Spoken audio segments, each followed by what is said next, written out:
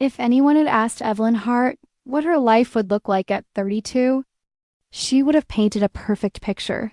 Senior partner at Delacroix and Finch, married to Harper Quinn socialite, style icon and heiress to a media empire. She would have spoken with poise, back straight, smile controlled, every detail manicured like the rest of her world. But that image shattered on a Thursday morning, 1 month before their wedding, when Evelyn's phone buzzed during a meeting. The screen lit up with Harper's name, followed by a string of notifications that made her blood run cold. Text, mentions, tags. Then, a headline in bold. Harper Quinn calls off wedding. I can't marry someone who doesn't believe in love. Evelyn didn't move. She didn't blink. The partners kept speaking around her, unaware that the perfectly composed woman at the head of the table was being hollowed out from the inside. By the time she reached her office, her assistant was already holding out a printed statement. It's from Harper's team. She posted a video too. Evelyn read the release with clinical detachment. The words were weapons hidden behind grace. Irreconcilable differences. Our paths diverged. I wish her nothing but the best. But the video? That was a different kind of betrayal. Harper in her chic apartment, eyes glassy but makeup flawless, speaking softly to the camera. Evelyn Hart is brilliant, accomplished, and cold. I tried to love her, but she never let me in. I deserve someone who chooses me, not a career. The public sympathized. Of course they did. Harper was luminous, the wounded romantic. Evelyn was the ice queen, untouchable, unlovable. Within hours, Evelyn became the villain in her own story. Gossip blogs turned out articles faster than she could avoid them. The heart of stone, cold feet, or cold heart. Quinn's quiet escape from toxic love. Reporters swarmed. Clients pulled away. Her firm's senior partners asked her to take a leave of absence until things calmed down. She didn't fight it. What was there to fight for? She retreated to her high-rise condo overlooking the city, shades drawn, blinds shut, silence thick as regret. The wedding dress, untouched, hung in its garment bag like a ghost.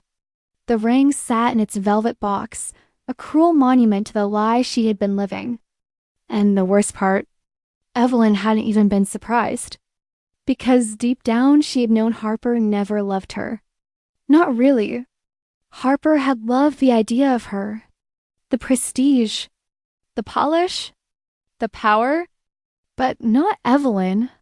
Not the woman who woke at 3 a.m. clutching old grief like a second skin. Not the one who built walls so high even she forgot what lived behind them. For 3 weeks, Evelyn said nothing. No statements. No interviews. She shut off the world. Let them talk. Let Harper bask in the glow of martyrdom. Evelyn was done pretending. She stayed in the quiet, moving like a ghost through her own life. Grocery deliveries left untouched at her door. Bottles of wine opened and forgotten. Days blurred, nights stretched long and sleepless. The world kept spinning and Evelyn Hart stood still. Until the article dropped. A feature piece in Society Now, titled, Harper Quinn Moves On, spotted with artist-turned-philanthropist Carmen Vega. Carmen Vega. Evelyn remembered the name. Her firm had once represented a developer who tried to demolish Carmen's Community Arts Center.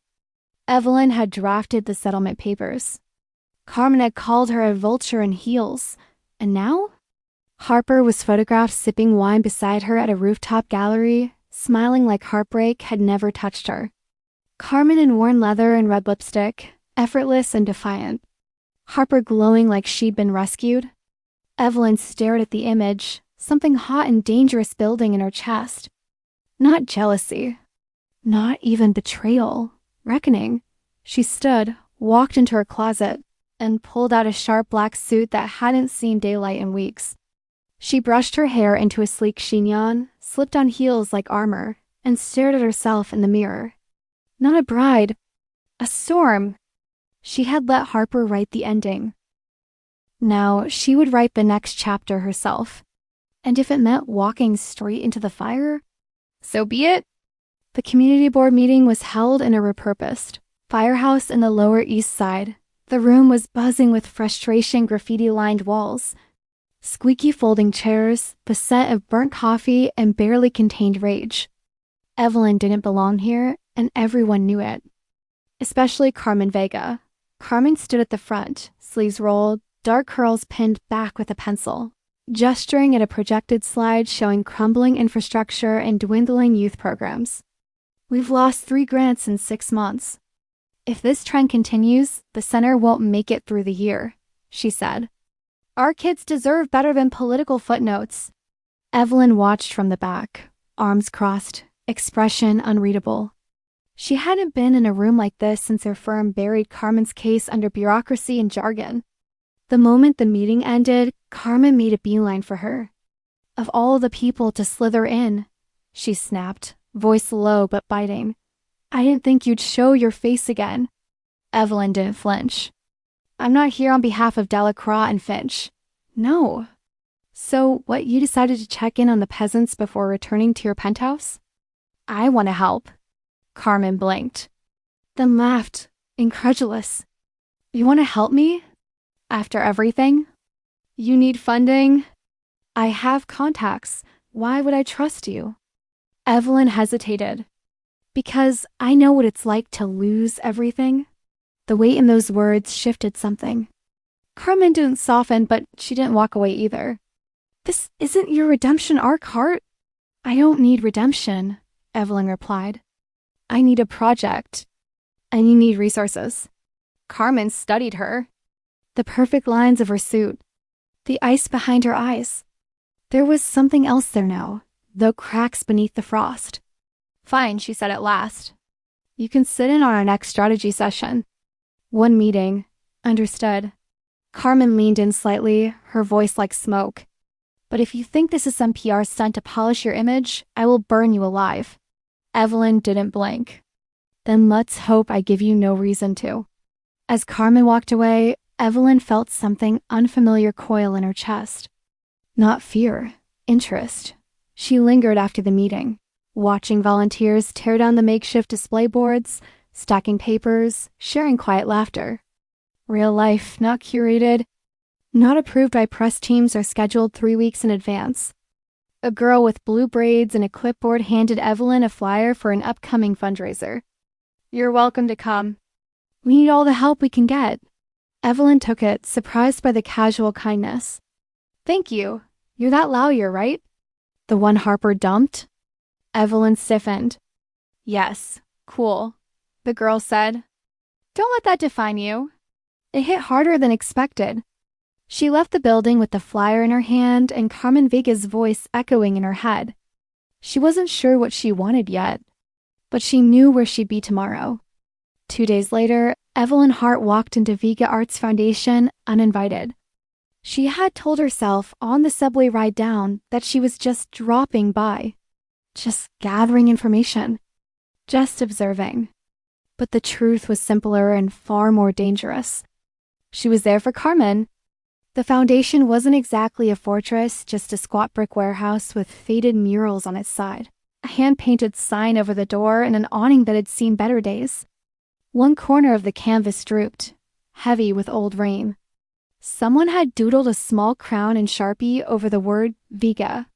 Inside, it buzzed with the kind of chaotic energy Evelyn's world had never tolerated. The reception area was a jumble of mismatched chairs, a donated couch, and a front desk plastered in event flyers and Polaroids. The scent of acrylic paint and cheap pizza floated under institutional cleaning supplies. A kid raced past her, sneaker laces half undone, waving a crumpled sketch. Slow down, a volunteer called after him. Evelyn stepped aside, heels clicking against the concrete floor. Her shoes suddenly felt loud, obscene, like she had brought a boardroom into a sanctuary. Down the hallway, laughter bled out from an open classroom, children crowded around a long table, paint-splattered smocks hanging off thin shoulders, voices overlapping in exuberant chaos. Paint cans lined the corridor like mismatched soldiers. One open door revealed shelves crammed with brushes, crayons, canvases stacked almost to the ceiling. This place was not meant to impress investors. It was meant to be used. And there, in the main gallery, stood Carmen Vega. No spotlight. No stage. Just her, a stack of papers in one hand, a city official in a pale blue shirt in front of her, and a storm brewing between them. "We submitted those 3 weeks ago," Carmen was saying, jabbing the papers with her finger. "Stamped. Signed. Delivered. Don't blame our delay on your inefficiency." The official stammered, clutching a sad-looking clipboard. "Miss Vaga, I understand your frustration, but there's a process. These things take time. Time we don't have," Carmen snapped. "If the permit isn't processed before the festival date, we lose vendor commitments. If we lose vendors, we lose donors. If we lose donors, the department is doing its best." He tried again. "Then your best is failing kids who don't have anywhere else to go after school," Carmen said. "And I don't particularly care how that makes you feel." The poor man glanced around, clearly searching for an exit route. Carmen didn't budge. From the doorway, Evelyn watched, arms crossed. There was something magnetic about Carmen in motion, no script. No PR training, just raw, unfiltered force wrapped in paint-spattered denim and righteous fury. She had the presence of someone used to standing between people and the things trying to devour them. "I'll see what I can do," the official muttered at last, cheeks red. I'll expedite the review." "You'll email me by tomorrow," Carmen said. Not a question. A condition. He bobbed his head, then hurried out, nearly colliding with Evelyn on his way past. He threw her a quick, confused glance suit, heels, expression sharp, then kept going. The gallery felt quieter. Carmen exhaled once, like she'd just gone 10 rounds in a ring she hadn't chosen. She wiped her hands on a rag tucked into her back pocket, turned, and saw Evelyn. Her posture changed at once. Shoulders squared. Chin tilted. Eyes narrowing like sighting a familiar, unwelcome shape in the distance. "You again," she said. Evelyn straightened from the doorway, unlocking her arms. "Good afternoon. What now, heart?" Carmen asked, wiping at a streak of paint on her forearm. "Here to gentrify my office?" "If I were, I'd have brought architects," Evelyn said dryly. "I have a proposal. If it involves another settlement, save your breath." Carmen's tone could have cut through glass. "I'm fresh out of things I'm willing to lose." Evelyn stepped forward, slow, deliberate. The way she did when she was approaching a hostile witness, except this time. She wasn't sure who was actually on trial. "I want to help you secure the city grant," she said. "And I want you to help me fix my reputation." Carmen raised an eyebrow. "That sounds suspiciously like mutual exploitation." "A strategic partnership," Evelyn corrected. "We make a show of collaboration, public-facing, donors will eat it up. You get attention, money, leverage, I get..." Not to be the villain anymore. It was out. Carmen stared at her like she'd just offered to sell her a timeshare in hell. "You want me," Carmen said slowly, "to pretend to like you. Pretend to work with me," Evelyn replied. "For a few months, and if people think it's more than that..." Carmen's tone was casual, but there was a sharpness under it, like she was testing the edge of the knife. Evelyn paused. Her mind flicked through headlines, angles, public perception. She could see the narrative already forming. "Then we let them," she said calmly. Carmen's eyes narrowed. She took 2 steps forward, closing the distance between them. Up close, Evelyn could see the faint smudge of charcoal on Carmen's cheek, the tiny flecks of gold in her dark irises, the way her mouth fought not to curve. She stared at Evelyn, hard, the kind of stare that stripped you bare whether you agreed to it or not. "You want me to fake date you," Carmen said. "If that's the narrative the press picks up," Evelyn said, keeping her voice level, "yes." Carmen threw her head back and laughed. It was not a warm sound. It was the kind of laugh that came when life handed you something so ridiculous there was nothing left to do but grin at the wreckage. "You're insane," she said. "Possibly," Evelyn agreed. "But you need funding." And I need something only you can give me. Carmen crossed her arms, curiosity sneaking through the irritation. Which is? Evelyn let her guard drop just slightly. Not enough for anyone else to notice. Enough that Carmen might. A story people believe, she said. Not the ice queen and the heartbroken heiress. Something else. Something truer. Something that doesn't end with me alone in an apartment, she didn't add. There it was again, the flicker of something behind Carmen's eyes. Not softness. Not yet. But a crack in the wall. And what exactly do I get out of this? Carmen asked. Other than photo ops and fake smiles. A platform, Evelyn said. A chance to elevate your foundation to the level it deserves. I can get you in rooms you've been locked out of for years. Galas, boards, donors who write six-figure checks without blinking. Carmen's jaw worked. And? She pressed. And I'll sign a contract, Evelyn added. No strings. No surprises. You get final say on any public messaging that uses your name. You can walk away if you think I'm using you. Carmen folded her arms tighter, still skeptical, but thinking now. Why me? She asked. Why not some other artist in crisis you can turn into a redemption story? Because people already believe there's history between us, Evelyn said. Your case? The settlement. The way you called me a vulture in the lobby? Accurate assessment, Carmen murmured. And because you're sharp enough not to fall for me, Evelyn went on, and stubborn enough to keep me in check. For the first time, Carmen's lips twitched like she was fighting a smile. A long silence stretched between them, thick with the weight of what they were both considering. Somewhere down the hall, a kid shouted, We're out of blue. And another voice yelled back, Then use purple and stop complaining. Finally, Carmen exhaled, shaking her head. You are the most polished disaster I've ever met, she said. And I run an after-school program for at-risk teens. Is that a yes? Evelyn asked. It's a maybe, Carmen said. With very strict conditions. Name them. Carmen held up a finger. 1, I stay in control of how this plays out in my community. You don't come in here making decisions without me just because you wear a nicer watch. Agreed, Evelyn said.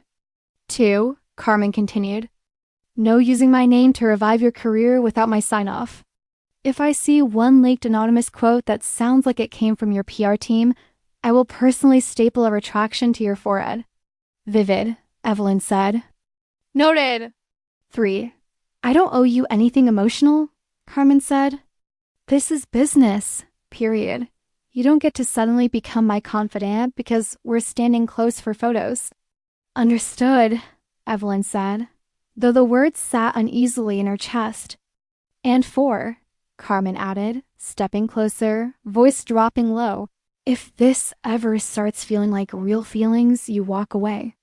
Evelyn hesitated, just for a breath, because something in her ribs had already shifted, and she knew it. She'd felt it at the board meeting. She felt it now, standing close enough to see the flecks of paint on Carmen's fingers. Understood, she said. Good, Carmen said, and extended her hand. Then let's give them something to talk about. They shook on it. No ink, no signatures. Just skin and pressure and an agreement that would set both their lives on fire in ways neither of them could yet see. And just like that, the arrangement began. Within 24 hours, Evelyn's publicist had drafted a carefully worded press release. Hart and Vega joined forces. To support underserved youth through art, it was earnest. Polished and just suggestive enough.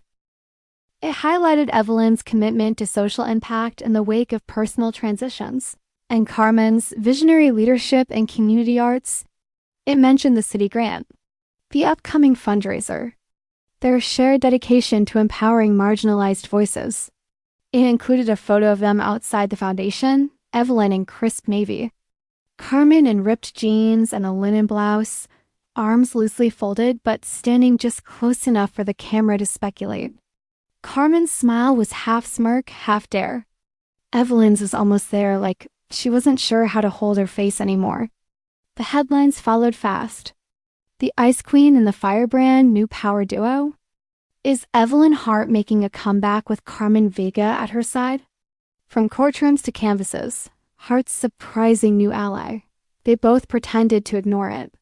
Carmen rolled her eyes, sent Evelyn a screenshot with the message, "You look like you're about to sue the photographer." Evelyn replied, "Bad angle." "Won't happen again."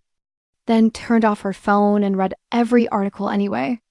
The next morning, as she was standing by her kitchen window, coffee cooling in her hand, Evelyn's phone buzzed with a name she hadn't seen in days.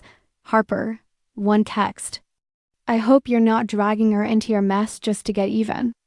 No emojis, no apology. Just accusation, neat and sharp. Evelyn stared at the words for a long moment. Once, that would have gutted her. Sent her spiraling into analysis, self-doubt, explanations she would never give out loud. Now, something inside her went very still. She deleted the message without replying. Then she opened the press release again, thumbs hovering over the photo her and Carmen, mid-step, mid-story, mid-lie that was starting to feel a little too much like truth. She had a new partner now, even if it was only pretend. The contract was drawn up in less than a day. Of course it was. Evelyn Hart had built an entire life around contracts that came together faster than most people could finish a cup of coffee. She emailed it at 6:02 a.m., a 6-page PDF with legal precision, whereas hereinafter bullet points, contingencies, exit clauses, confidentiality, media coordination. Every possible variable boxed in neat black lines. At 10:47 a.m., Carmen responded with a single sentence. "Rewrite clause 14, I'm not wearing heels for the cameras." Evelyn stared at the email for a beat. Clause 14. For all public appearances, both parties agree to present as a cohesive visual unit, appropriate to venue and press expectations, including but not limited to formal attire and professional footwear. She exhaled once, then began revising. By noon, they had a finalized agreement. Nothing romantic. Nothing binding beyond public image. No promises of kindness or honesty. Just terms. A timeline, 3 months. A goal, secure the grant, revive Evelyn's reputation, elevate Carmen's foundation. A hard stop. Either party could walk away at any time with written notice and mutually agreed spin. And a set of rules. No discussing past relationships in public. No overnight stays unless arranged. Touch is fine, but only for the cameras. No real feelings. That last one was Carmen's. Evelyn hadn't hesitated before typing it in. Her fingers had only paused afterward, hovering over the keyboard as an odd little flash of discomfort skated through her chest. Then she hit save. She didn't argue. Their first official meeting as partners took place in Evelyn's penthouse. Carmen arrived 20 minutes late, of course, because punctuality was a weapon Evelyn wielded and Carmen refused to acknowledge. The elevator chimed, and a second later, there was a quick, careless knock before the door swung open. "You're supposed to wait for someone to answer," Evelyn said. "And you're supposed to text me if there's a doorman with a god complex," Carmen replied, breezing inside like she'd been there 100 times. "He looked at my boots like they were a crime." She wore denim overalls splattered with paint, one strap undone, and a cropped tee that showed a sliver of tattooed rib-sharp black lines disappearing under fabric. Her hair was half up, half chaos, curls held in place by the same pencil from the board meeting. Evelyn, seated on her pristine ivory couch, sipped tea from a minimalist mug that cost more than Carmen's entire outfit. "You live like a magazine ad," Carmen said, dropping her bag with a thud that made Evelyn's eye twitch. "I prefer aesthetic order," Evelyn replied. "Of course you do." Carmen wandered the living room, hands stuffed in her pockets, eyes sharp as they took everything in. Abstract art on the walls. Glass coffee table, no fingerprints. Shelves lined with casebooks and first editions arranged by height and color. The Manhattan skyline sprawled out beyond floor-to-ceiling windows, like a screensaver. No clutter, Carmen observed. No mess. No personality. I didn't invite you here to critique my decor, Evelyn said. Could have fooled me, Carmen replied. This place screams, look at me. I'm emotionally unavailable but good at filing taxes. Evelyn set her mug down a little too carefully. We're preparing for the first event. That's why you're here. Carmen's expression shifted, the teasing receding as business slid into place. Right, she said. The gala at the Green Foundation. Evelyn picked up her tablet from the coffee table and swiped it awake, the day's schedule already pulled up. It's black tie. You'll need something formal. Got it, Carmen said. Leather jacket and Doc Martens. Carmen. Relax, Carmen sighed, dropping onto the opposite end of the couch without asking. I'll dress up. But only if you promise to unclench for at least one night. My muscles are perfectly relaxed, Evelyn said. That sentence alone tells me they're not, Carmen shot back. Evelyn ignored her and scrolled. We'll arrive together. Pose for photos. Stay an hour, maybe 90 minutes. Make sure we're seen speaking closely. I'll introduce you to certain donors. You charm them? Maybe a drink or two for optics. And if they ask how we met? Carmen asked, leaning back, ankle over knee, entirely too comfortable. Evelyn paused. We say we were introduced through mutual connections. You admired my work.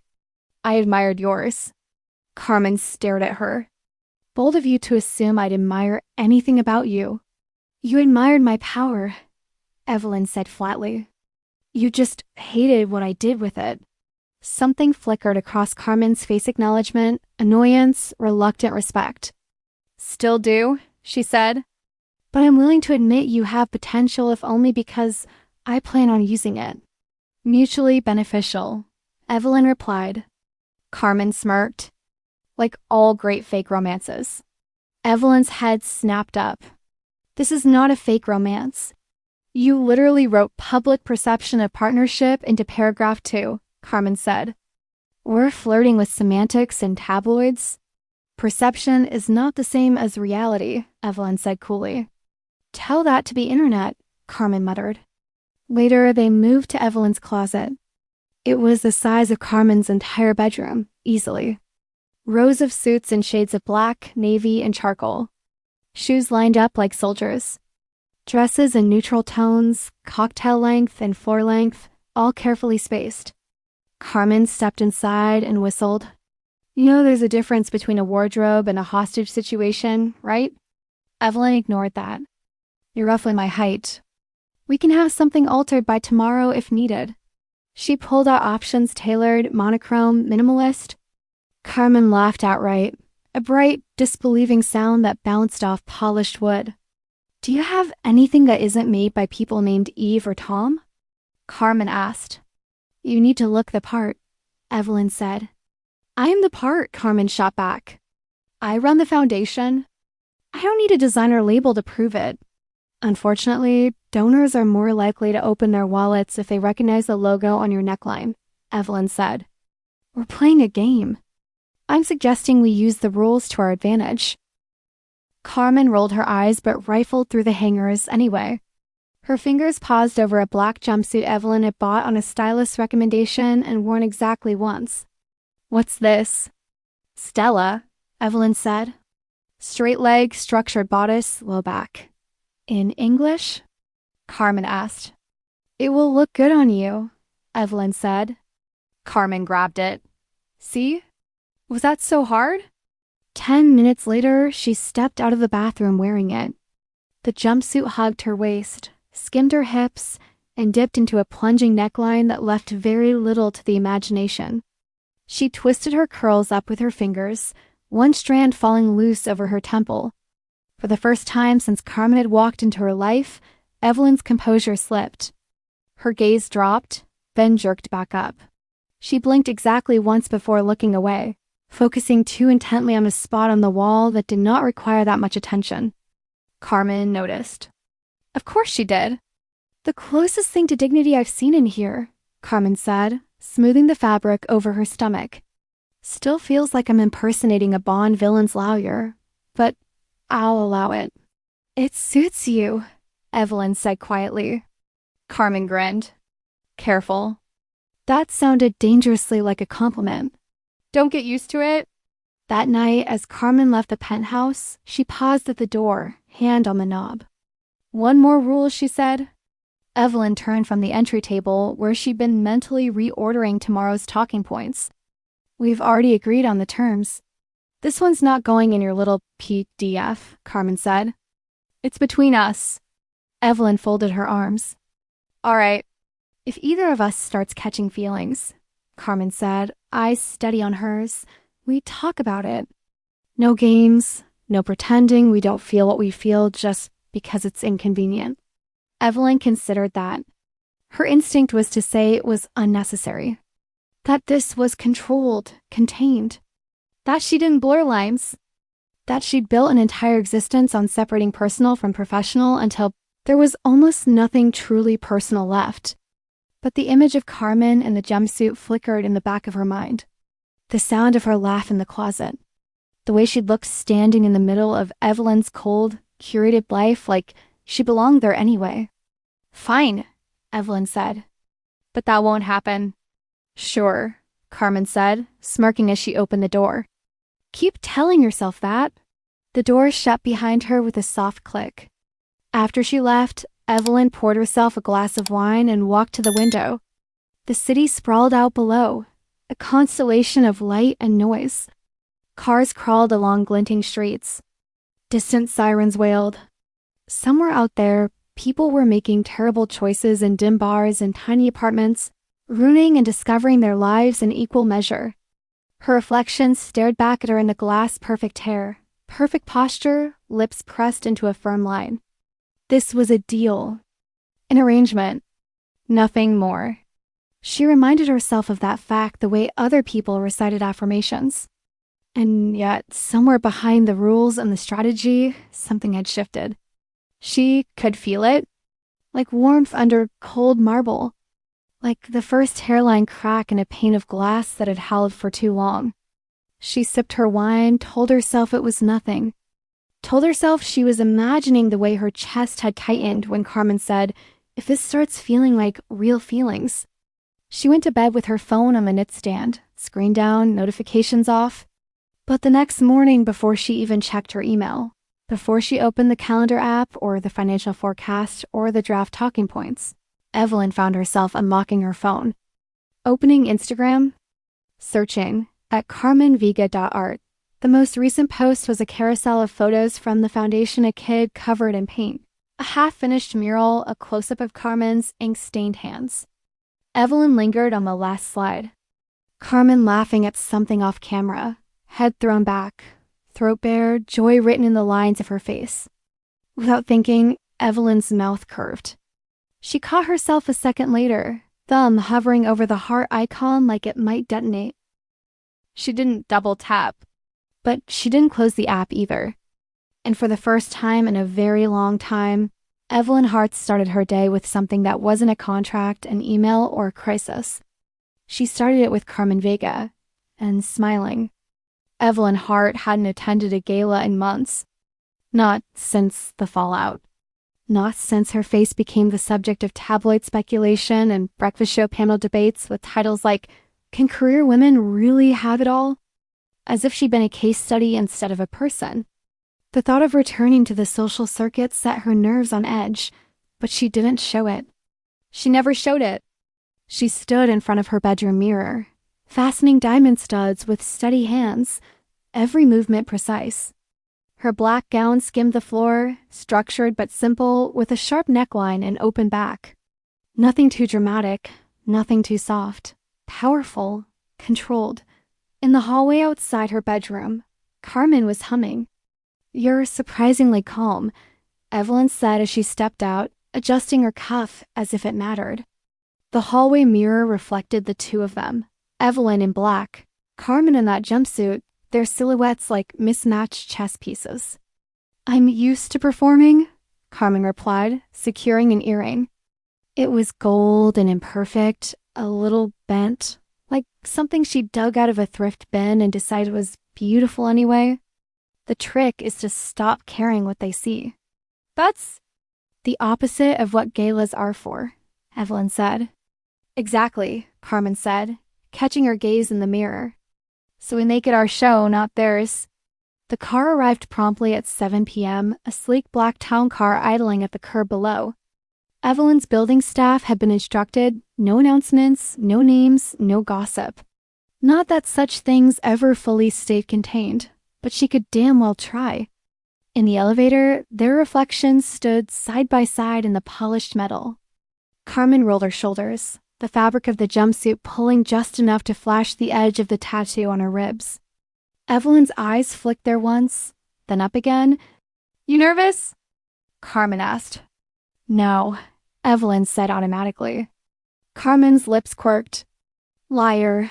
They stepped out into the lobby. The doorman opened the door with professional neutrality, but his gaze lingered for a fraction of a second, recognition sparking in his eyes at the sight of them together. The driver opened the back door of the car, and for the first time all evening, Carmen hesitated. Her hand paused on the edge of the doorframe.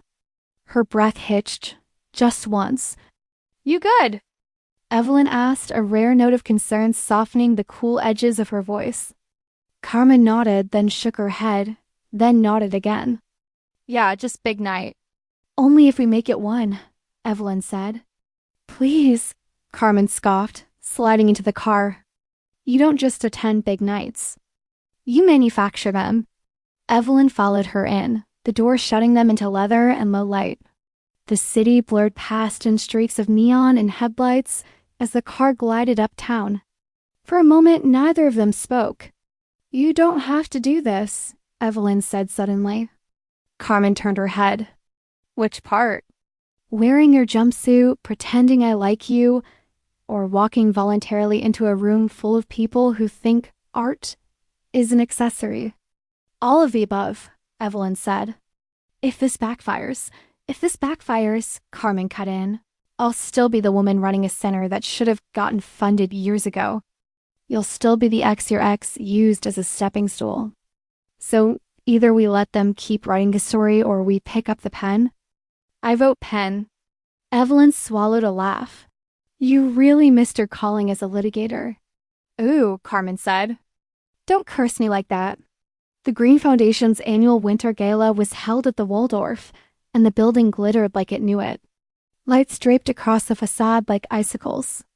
The entrance was roped off with velvet cords. Photographers clustered in a designated pen, security negotiating the flow of black cars and eager guests. As the car pulled up, the crowd buzzed. Their arrival had been seated, of course. Evelyn's publicist had leaked, just enough to ensure anticipation. Hart and Vega had already started brewing as a phrase whispers in industry circles, speculative posts online. "Ready?" Evelyn asked as the driver opened the door. Carmen glanced at her, eyes bright with something that wasn't quite fear and wasn't quite excitement. "Smile like you mean it, Hart," she said. So they did. They stepped out together. Flashbulbs popped in rapid-fire bursts, a frenetic strobe of white. Voices called their names, overlapping, urgent. "Evelyn, over here." "Carmen, who are you wearing? Are you two together? Is this official Hart and Vega?" Carmen leaned slightly into Evelyn's side, not close enough to be obvious, not far enough to be casual, just enough to spark whispers to frame a dozen narratives in a single frame. Evelyn's expression was controlled, lips in a faint, inscrutable curve. But her eyes tracked everything. Every lens that lingered too long. Every phone raised, every whisper behind a manicured hand. She cataloged the angles the way she used to catalog risk. They moved through the crush of cameras with a practiced choreography that felt eerily natural for something so new. Inside, the ballroom was all opulence and overcompensation velvet drapes, chandeliers dripping crystal, a string quartet playing something expensive sounding in the corner. Champagne flowed like a river, trays gliding past on the hands of servers who had perfected the art of invisibility. The city's elite moved like dancers through the space mayors and CEOs, museum directors, and minor royals of finance. The air hummed with polite conversation and calculated laughter. Evelyn slipped into her old role with frightening ease.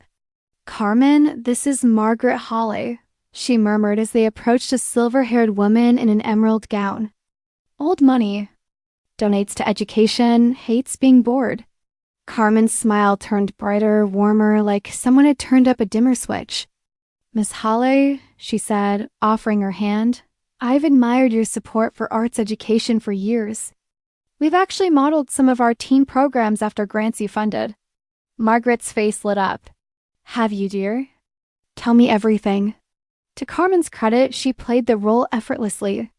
She could pivot from passionate to charming in a breath.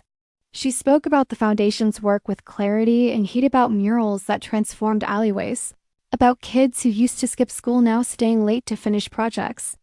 Yes, Evelyn's been incredibly supportive of the Foundation, Carmen said to a skeptical tech founder, her tone just earnest enough, her gaze sliding briefly toward Evelyn like she meant it.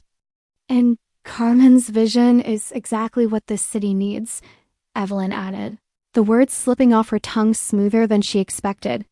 She sees the communities we've treated like footnotes. The tech founder, who had walked into the gala expecting venture pitches and mild entertainment, ended up asking for a tour of the center sometime soon. By the time they reached the photo station, a branded backdrop drenched in sponsor logos, the press was circling. Can we get one of you two together? A photographer called. Evelyn and Carmen exchanged a quick glance. Showtime. They stepped onto the mark, turning toward the cameras.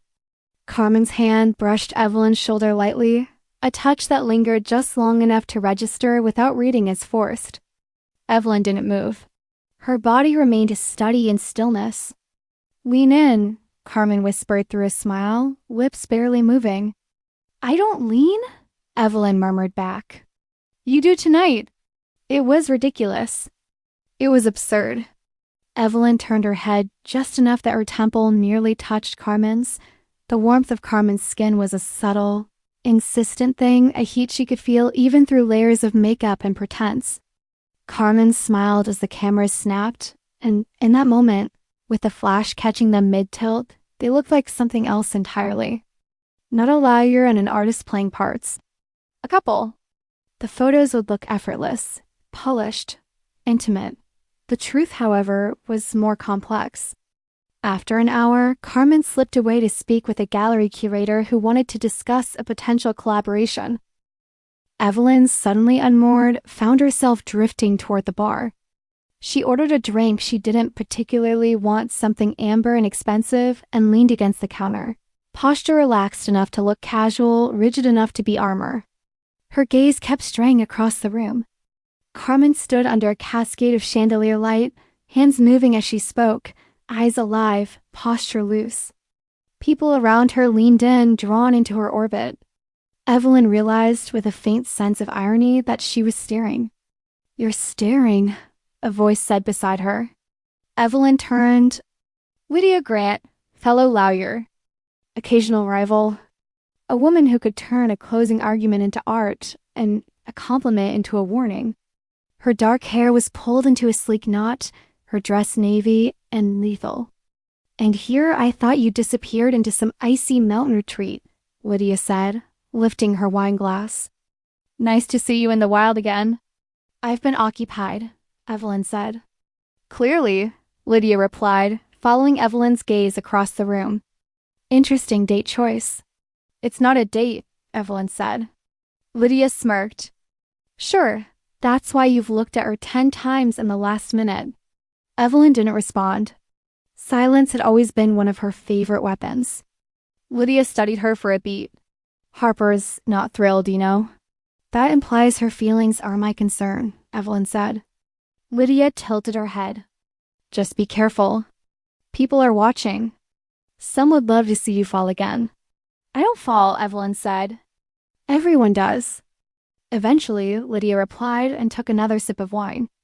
Before Evelyn could respond, Carmen reappeared, cheeks lightly flushed, eyes bright with the buzz of conversation and champagne. Hey, she said, looping her arm through Evelyn's with easy confidence, as if it had always belonged there. Ready to do the rounds? Evelyn nodded, ignoring Lydia's knowing smirk as they walked away together. As they mingled, Carmen leaned in now and then to whisper sharp, irreverent asides. "That guy just told me his watch costs more than our entire art supply budget," she murmured. "That's because it probably does," Evelyn said. "Should I rob him?" Carmen asked. "Not tonight." Carmen made her laugh. Not the polite, controlled chuckle she used in boardrooms, but something lighter, unguarded. It slipped out of her before she could stop it, startling her as much as anyone. It felt dangerous. It felt good. Later, as they stood at the edge of the dance floor, the music shifted from something lively to something slower, strings swelling, lights dimming a fraction. Couples drifted toward the center of the room, hands finding hands. "Dance with me," Carmen said. "That wasn't in the contract," Evelyn replied. "Neither was enjoying yourself," Carmen said. "And yet here we are." Evelyn hesitated. "I don't dance at these things." "Then you're overdue." She held out her hand. For a moment, Evelyn considered refusing. Considered reminding Carmen that they were here to sell a story, not to get lost in it. Instead, she placed her hand in Carmen's. They moved slowly through the crowd. Not perfectly. Not in sync. Evelyn led with slightly too much precision. Carmen followed with slightly too much improvisation. They stepped on each other's feet once, laughed under their breath. Evelyn's hands settled at Carmen's waist, fingers splayed against smooth fabric and warm skin. "This doesn't feel fake," Carmen said quietly, gaze fixed somewhere near Evelyn's collarbone. Evelyn's breath caught. The room kept spinning around them, but something inside her went very, very still. "It's not supposed to," she said. Carmen looked up at her, eyes searching her face. "Do you remember what you said?" she asked. "That I wouldn't fall for you?" Evelyn nodded once. "Don't be so sure," Carmen murmured. The words hung between them like smoke, intangible, inescapable. Evelyn's heart thudded once, hard. She could have laughed it off, could have brushed it aside with a comment about theatrics, champagne, or the power of good lighting. Instead, she held Carmen a fraction closer. When the song ended, they stepped apart. But something remained. Oh wait, a shift. A line crossed in silence. The next morning, Carmen posted a photo from the gala. No caption. No tags. Just the two of them, mid-dance, caught in a candid angle by a roaming photographer. Evelyn's head was tipped down, eyes focused on Carmen. Carmen was half smiling up at her, something soft and unguarded in her expression. It looked like a moment stolen from a love story. It went viral within hours. Comments flooded in. They're so powerful together. If this is fake, they need an Oscar. Harper who? My queens. Evelyn didn't comment, but she stared at that image for a long, long time. Long enough to admit something she would never say out loud. The rehearsal? It didn't feel like rehearsal at all. The week after the gala, the media firestorm reached a new pitch. Power couple or publicity stunt? Read one headline. Heart melts under Viga's heat, another claimed. The coverage was relentless. Carmen's social media doubled in followers. Donations to her foundation trickled in, then surged. Evelyn's name began appearing next to words like rehabilitation, reinvention, resilience. For once, she wasn't just the villain. And that terrified her. Because it wasn't real. Except parts of it felt like it was.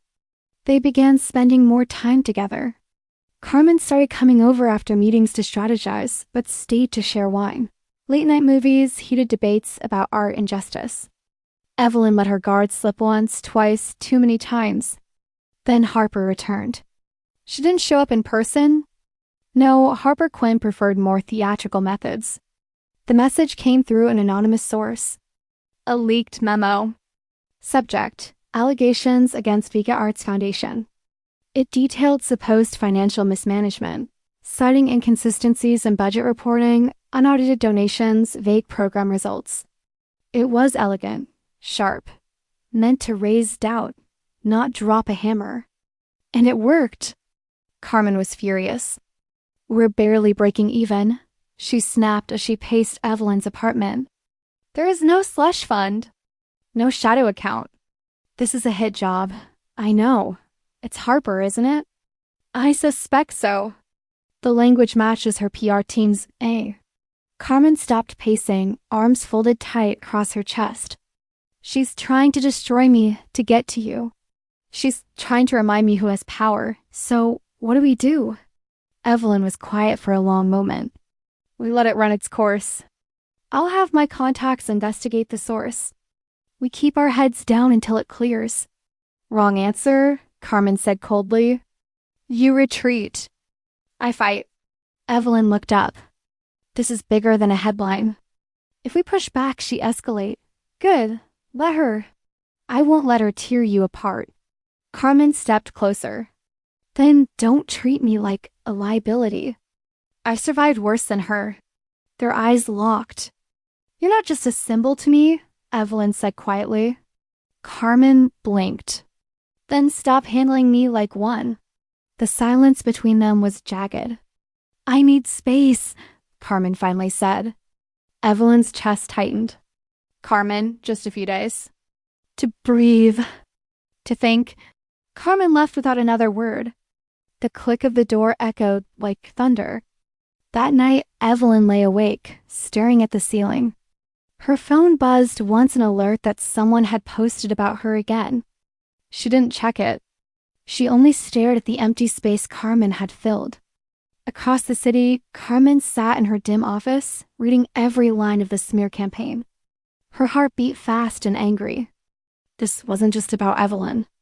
Or reputation. Or pride. It was about not letting herself fall for someone who could break her.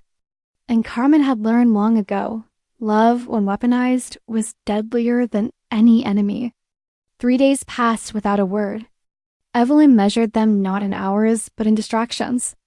On day 1, she filled her time with meetings she barely remembered, a preliminary consult with a tech startup, a review of a licensing agreement, a call with a client in London who kept saying things like circle back and synergy until the words meant nothing. She nodded in the right places, said intelligent things, watched her own mouth move like it belonged to someone else.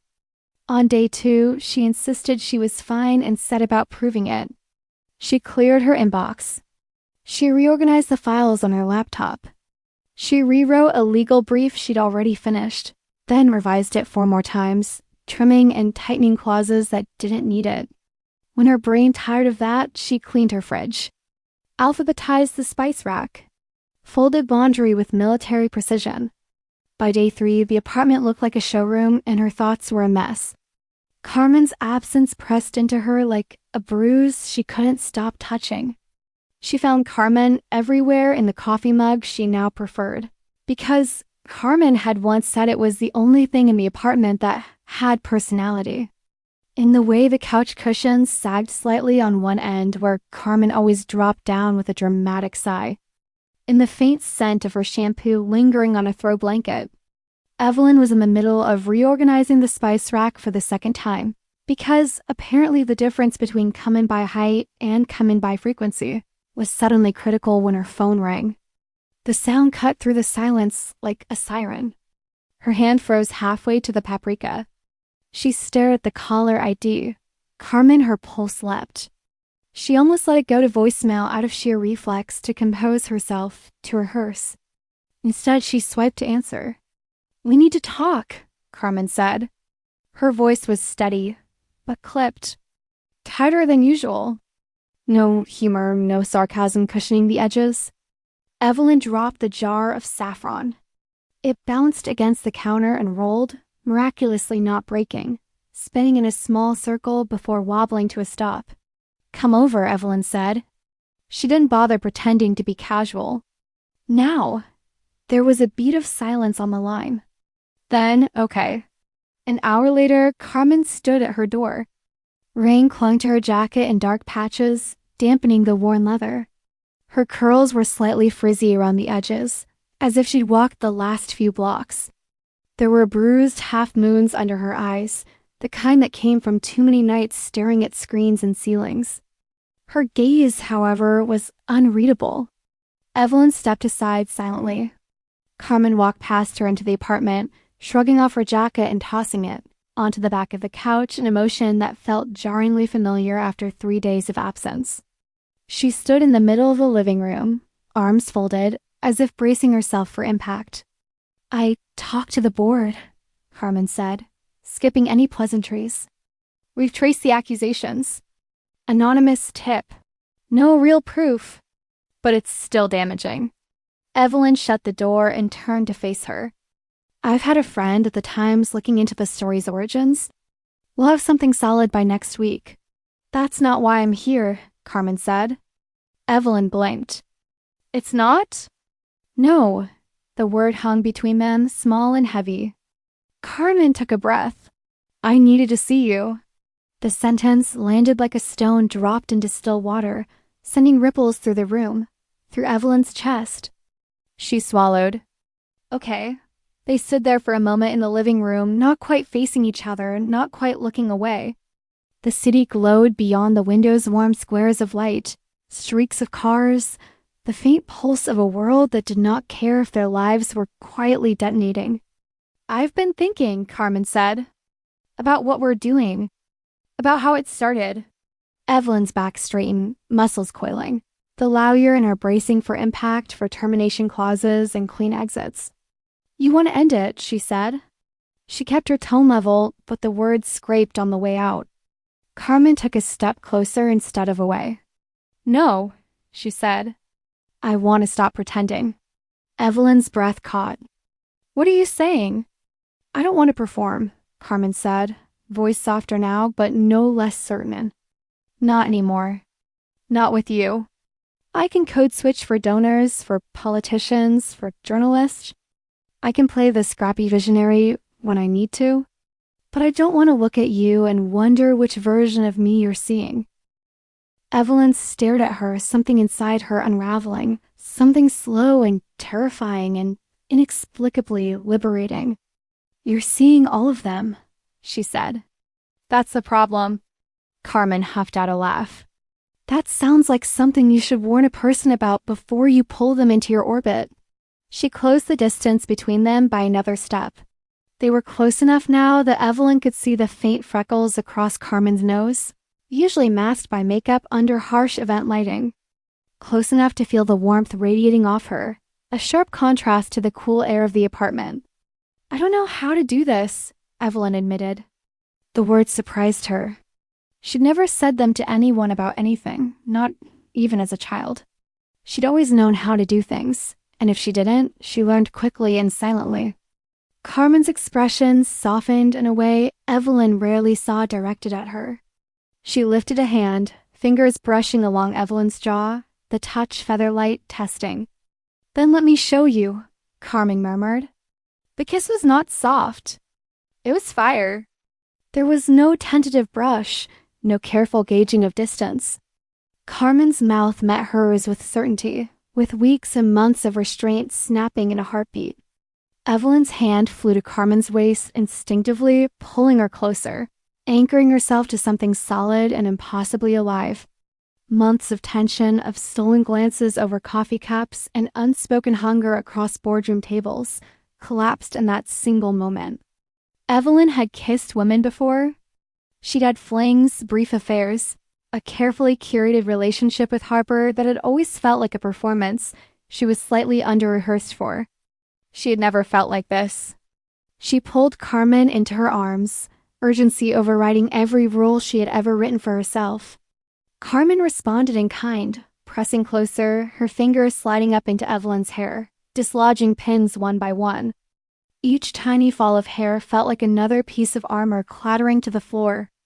They stumbled backward, lips never fully breaking apart, laughter and gasps mingling as they bumped into the edge of the couch, the corner of the console table, the wall. Hands found the edges of shirts, the lines of shoulders, the curves of hips with increasing certainty. They didn't make it to the bedroom. Clothes fell like breadcrumbs down the hallway, shoes kicked aside, a jacket shrugged off and abandoned, a blouse sliding from a chair onto the floor. The apartment, always pristine, began to look startlingly lived in. Lips found skin. Skin found more skin.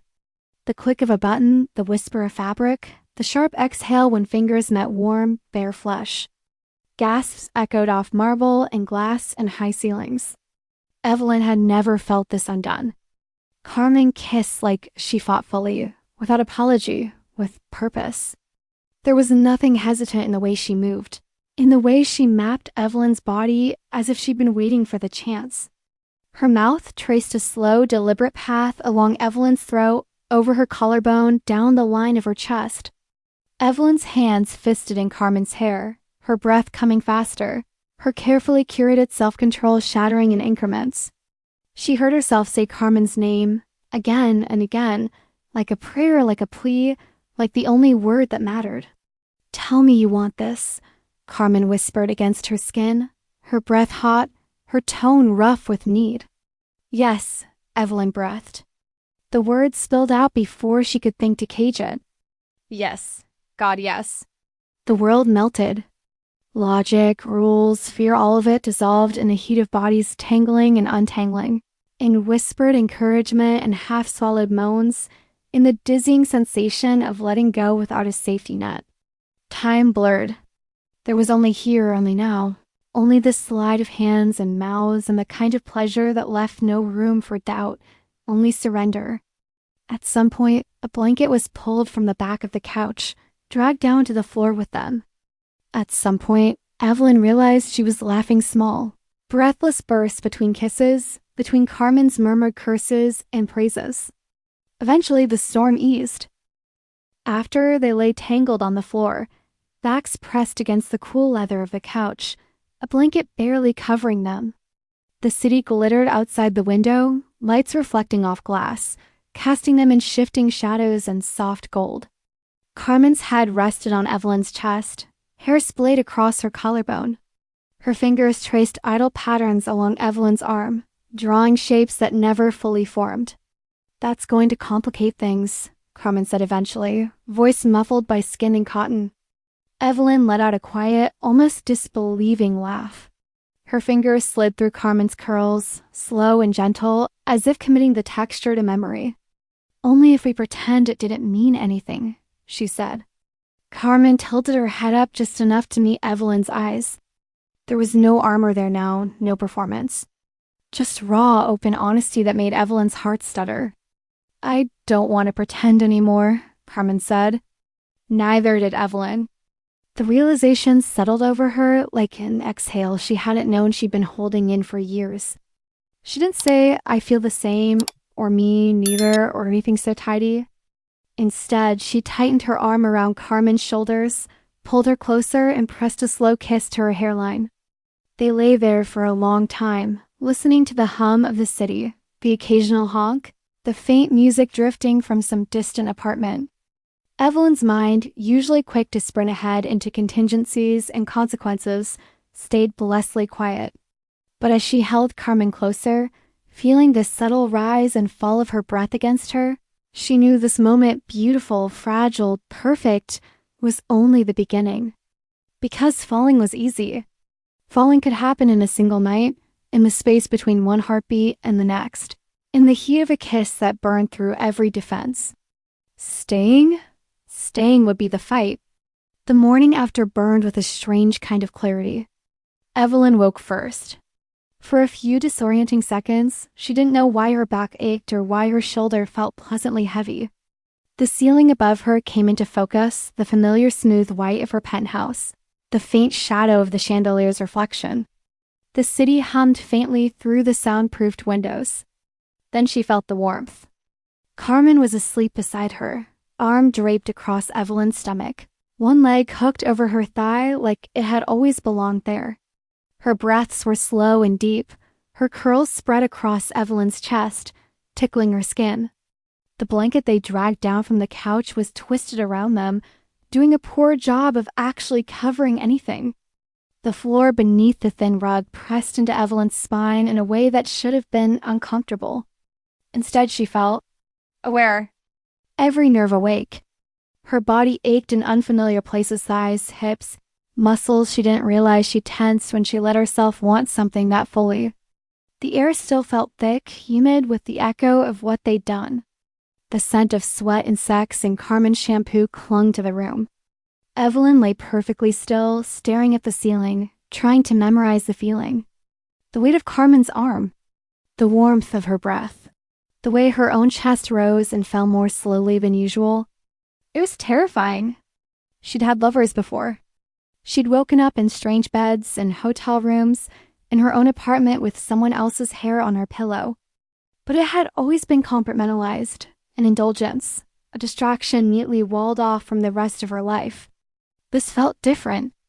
This felt like she'd taken a sledgehammer to the carefully constructed barriers she'd spent years building and then fallen asleep in the rubble. Carmen stirred. Her fingers flexed against Evelyn's ribs, her lashes fluttering.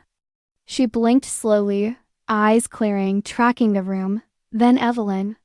A lazy smile tugged at her lips, softening her usually sharp features. "Morning," she murmured, voice rough with sleep. Evelyn managed a nod. "Hi." Her voice came out quieter than she expected. They didn't speak for a long moment. Carmen's hand tightened slightly around her, her thumb tracing an absent-minded arc across Evelyn's skin. Evelyn could feel her own heartbeat pick up under the touch, pounding a little too fast. Finally, Carmen pushed herself up onto one elbow. The sheet slipped from her shoulder, exposing a stretch of bare skin marked faintly with the impressions of rug fibers in Evelyn's hands. "I should go," she said. The words sliced through the fragile quiet. She was already scanning the room for her clothes shirt on the back of the chair. Jeans half under the coffee table, bra draped over the arm of the couch like a defeated flag. "You don't have to," Evelyn said quickly, before she could stop herself. Carmen paused, fingers curling around her shirt. She looked back at Evelyn, eyes searching. "We said we'd talk about it," Carmen reminded her. "If feelings got involved." "Right," Evelyn said. "We did. So..." Carmen's mouth twisted, humorless. "Are we talking?" "They have," Evelyn said.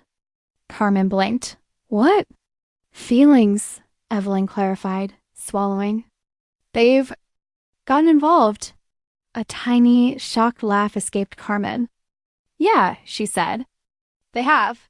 She sat back on her heels, shirt still in her hands, as if she'd forgotten she was naked. For a few seconds, they just looked at each other. No armor, no gala lighting, no cameras.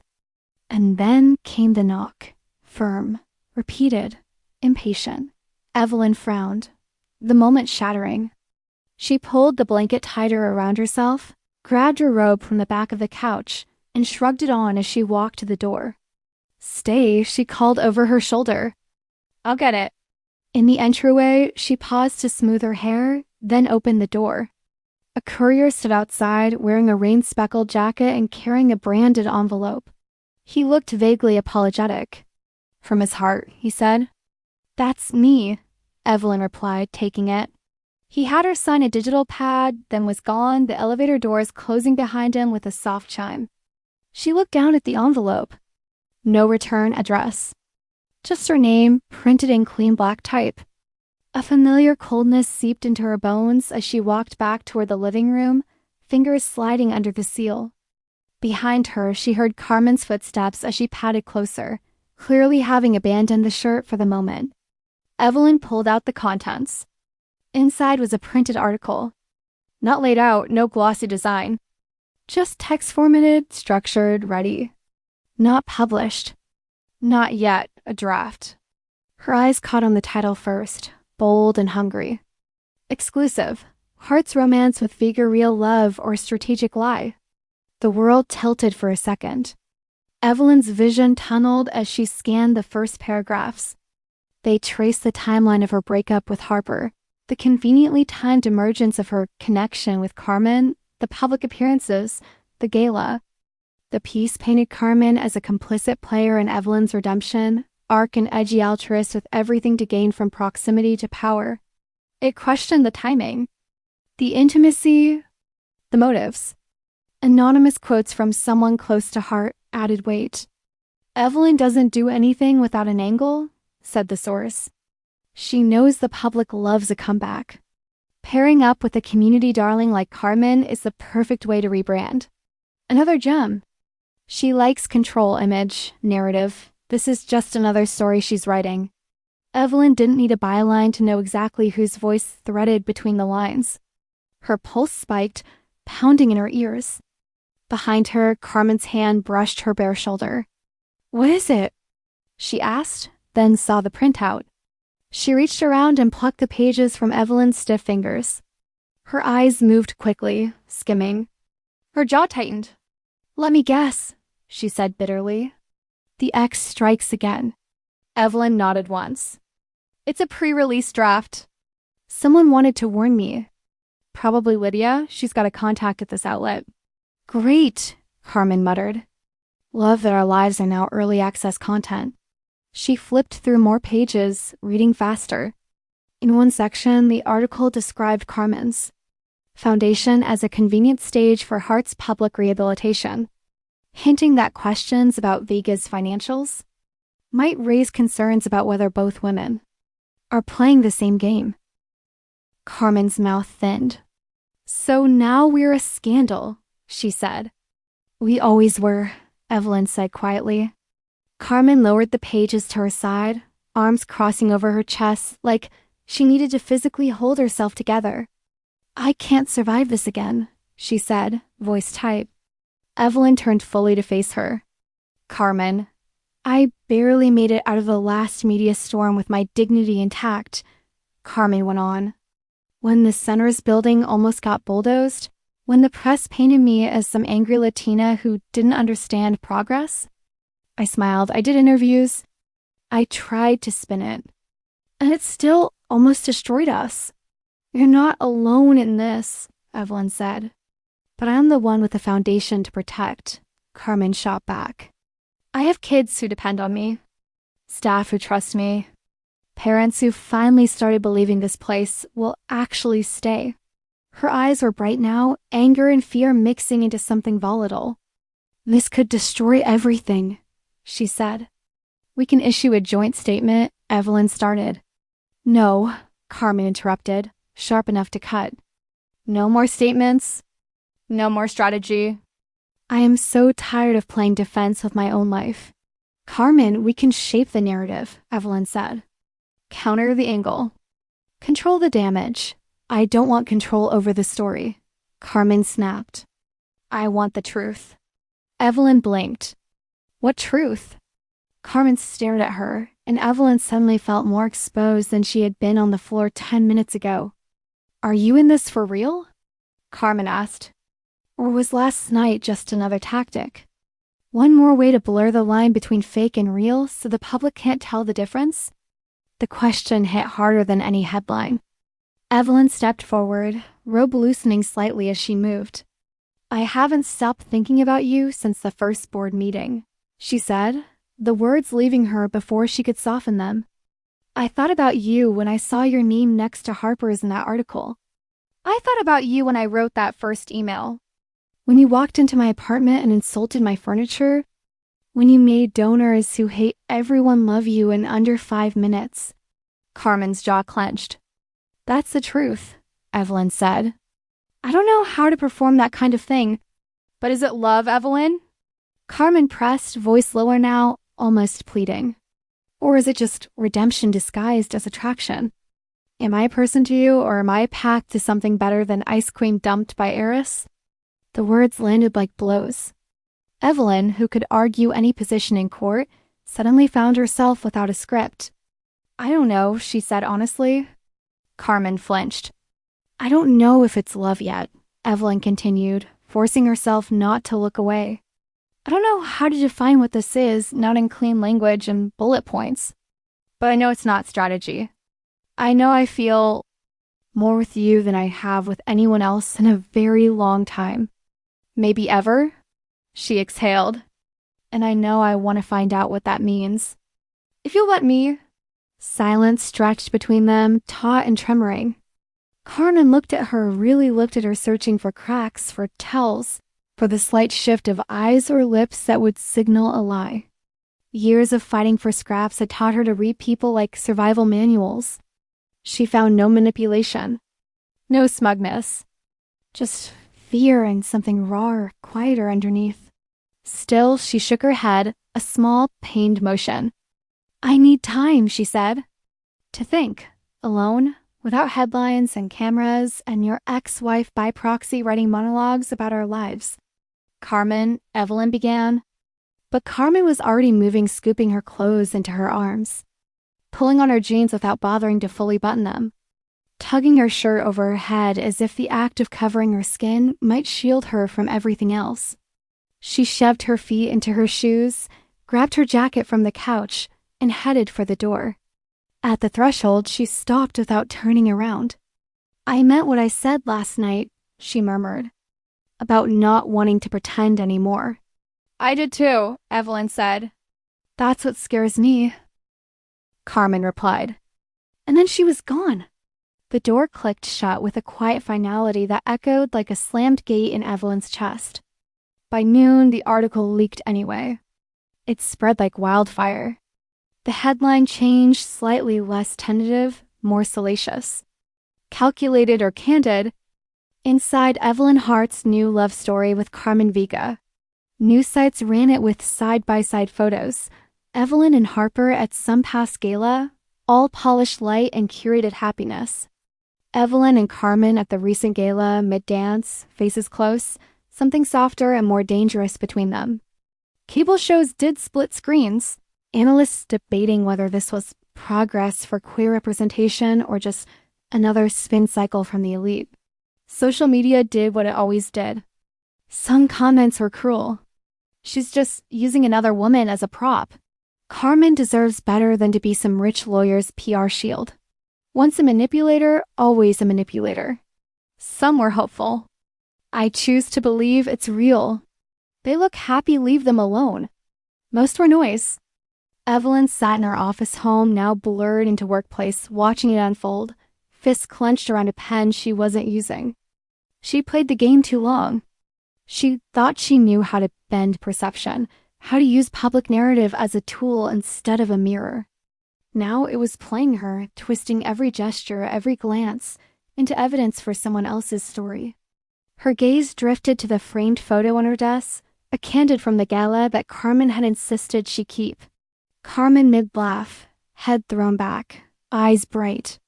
Evelyn mid-smile, looking at Carmen instead of the camera, something real and unguarded in her face that she hadn't seen in years. She reached out and touched the edge of the frame. Forget the headlines. Forget the memo, the draft, the ex with a god complex, and a PR team. She knew what that moment had felt like. And she knew she had to fight. Not for her image. Not for the redemption arc everyone loved to write for women broken publicly enough to be marketable. For them. For the possibility of something that wasn't polished or calculated or easily categorized. Even if Carmen had walked away. Even if it was too late. She picked up her phone, scrolling past the notifications, the mentions, the noise, and opened a blank email draft addressed to Lydia. Her fingers hovered over the keyboard for half a second. Then she started to type. If the game wanted to keep playing her, fine. She'd change the rules. Evelyn didn't leave her apartment for 2 days. She read every article, every comment, every rumor. Carmen didn't call, didn't text. Neither did Harper. But that didn't surprise her. What surprised Evelyn was how quiet it all felt. Not the headlines that was noise, but inside her, where once she would have felt shame, fear, anger, there was only resolve. By the 3rd day, she got up, showered, and dressed in something sharp. Not for an audience. For herself. Then she called a press conference. Her publicist nearly choked on her espresso. You want to what? Book the gallery space at Mercer and Row. 7 p.m. Invite everyone. This could blow everything up, Evelyn. I know. Do it anyway? By 6:30, the gallery was packed. Cameras, reporters, socialites, influencers, everyone wanted a piece of the storm. Evelyn stepped onto the makeshift stage without notes, without fear. Thank you for coming, she began. Her voice was calm, clear. I've spent most of my life curating perception. making sure people saw what they were supposed to. What made them comfortable? What made me untouchable? She glanced at the front row where Lydia sat stiffly. Where Carmen wasn't, but that's over now. A beat of silence. Here's the truth. I didn't fake my feelings for Carmen Vega, not to repair my image, not to win sympathy. I fell for her because she's brilliant and bold and sees the world in color when all I ever saw were shades of gray. A ripple went through the crowd. She challenged me, made me better, made me brave. And yes, we started as a performance. But somewhere along the way, it stopped being pretend. She paused. And if the cost of telling you that is more scrutiny, more scandal, so be it. But I won't hide behind press releases anymore. She stepped back. No applause. Just quiet. And then movement at the back of the room. Carmen. She walked in slowly, her expression unreadable. The crowd parted like waves. Evelyn's breath caught. Carmen stepped up onto the platform beside her. Took the mic. I didn't know she was going to do this, Carmen said. I almost didn't come. A few reporters chuckled, nervously. But then I remembered something Evelyn said the first time we met. She told me I was dangerous, that I couldn't possibly trust someone like her. She turned to Evelyn. She was right, but people can change. Then Carmen looked out at the crowd. Here's my truth. I don't care if you believe in us. I don't care if this makes headlines. I care that she stood here and told the truth when it would have been easier to lie. She turned back to Evelyn. And I care about you. More than I should. Silence again. Until Evelyn whispered, So now what? Carmen smiled. We try. For real this time. And when Evelyn kissed her, it wasn't for the cameras. It was for them. The days after the gallery confession were filled with a strange calm. The media circus didn't vanish, but the tone shifted. Instead of scandal, it was redemption. Instead of whispers, there were questions, real ones. Carmen moved back into her own apartment. It wasn't distance, she said. It was intention. We need to rebuild this on solid ground. And I need to know who I am outside of the spotlight. Evelyn understood. Too well. They saw each other daily. Quiet mornings in local cafes. Late nights walking along the Hudson. No more hiding. No more cameras. Carmen reopened a youth mural program, this time with full transparency and new partners. Evelyn started pro bono work, representing artists and activists who couldn't afford the system she once upheld. They fought, too. About boundaries. About past hurts. About how easy it was to slip back into silence. But they talked more.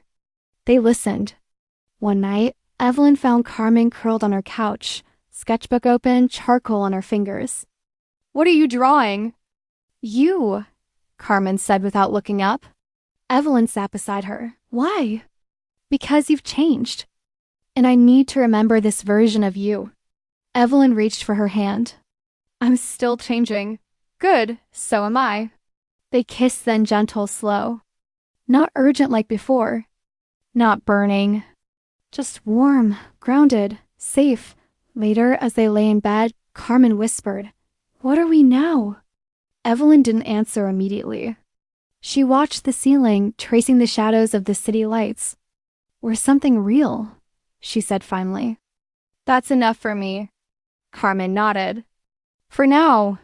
They both knew the journey wasn't over. Healing never came all at once. But they had begun something new. Not just a relationship. A rebuild. It began with an email. Subject: Urgent request for comment. It was from the City Financial Review. A leak had revealed that a past developer, one Evelyn's firm had represented years ago, had used foundation donations as a tax shelter, one that inadvertently passed through Vega Arts. Carmen was furious. They're trying to drag us back into a mess that predates both of us, she snapped, pacing Evelyn's office. I know, Evelyn said, voice low. But it's not about truth. It's about timing. Someone is trying to test us. They'll say I look the other way, that you orchestrated it, that we're corrupt. They can say what they want. Can they? Carmen turned to her, eyes fierce. Because I've worked my entire life to build something honest. If it burns down now, it won't. But Evelyn saw the fear behind her eyes. The old walls starting to rise again. They issued statements, hired independent auditors, did everything by the book. Still, the whispers grew. Then the calls came. A major donor pulled out. A school canceled a mural program. Carmen cried that night. Not in front of anyone else. Only Evelyn. I can't lose this, she said, voice breaking. Not again. You won't, Evelyn whispered, pulling her close. I'll fight for it. For you! But the stress bled into everything. Their rhythm faltered. Small arguments flared over late nights, missed calls, cold shoulders. Until one night, Carmen said it. Maybe this is too much. Evelyn froze. You don't mean that. I don't know what I mean, Carmen said. I'm tired, Ev. I'm tired of always having to be strong. Evelyn sat in silence. I don't want to walk away, Carmen said. But I'm scared. Not of them. Of us. Because it's real now. Because I care too much. The next day, Evelyn held a press briefing. She stood in front of a dozen microphones and told the truth. About the firm, the developer, the mistakes, and about Carmen. She's not responsible for the sins of my past, Evelyn said.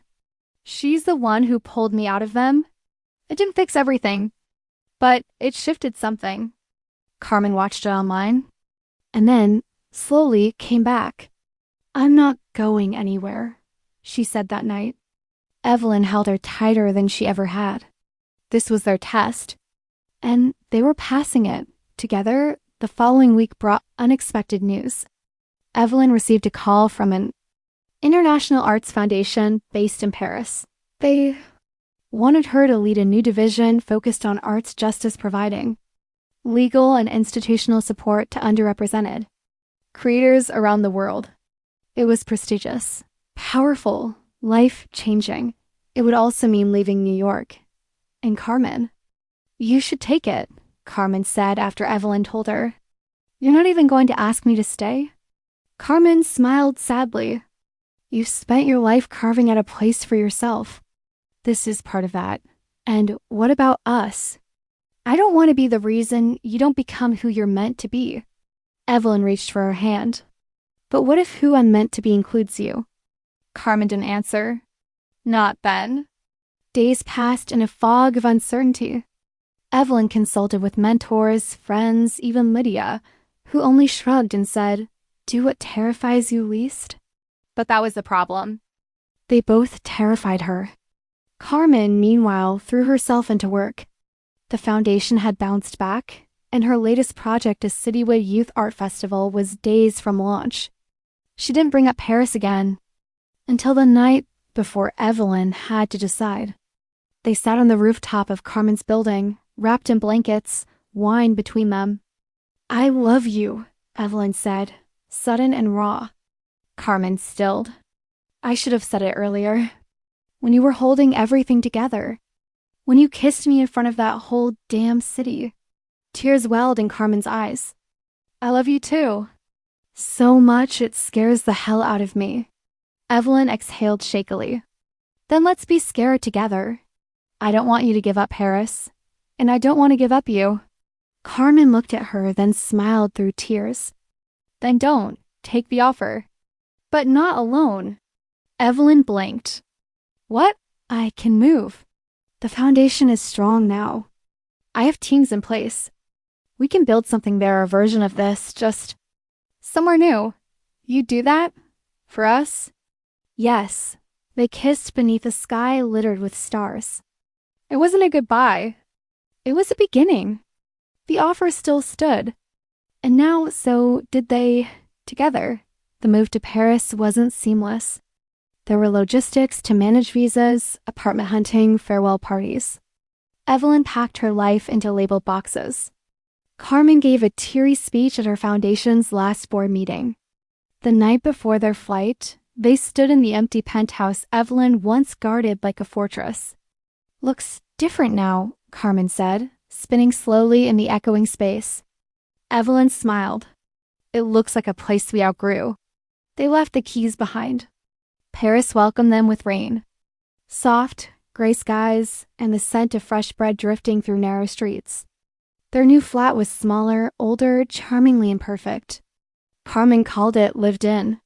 Evelyn called it haunted by a grandmother with good taste. They argued over drawer space, laughed over mispronounced street names, kissed in alleyways and cafes. But it wasn't just romantic. It was real. Evelyn's new role started fast. Meetings with artists from around the world. Legal frameworks for protection. Policies she was rewriting in languages she barely understood. Carmen found an abandoned gallery and turned it into a community space. Within weeks, she was teaching classes in broken French, her students correcting her with giggles and wild brushstrokes. They worked long hours. Came home exhausted.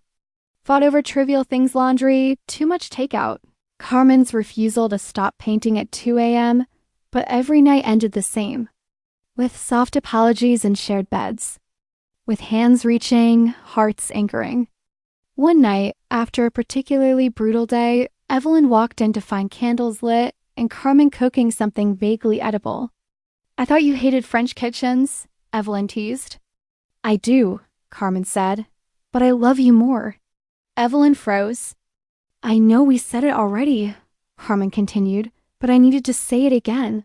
Here, in this life, in this city." Evelyn stepped forward, eyes bright. "Say it one more time. I love you."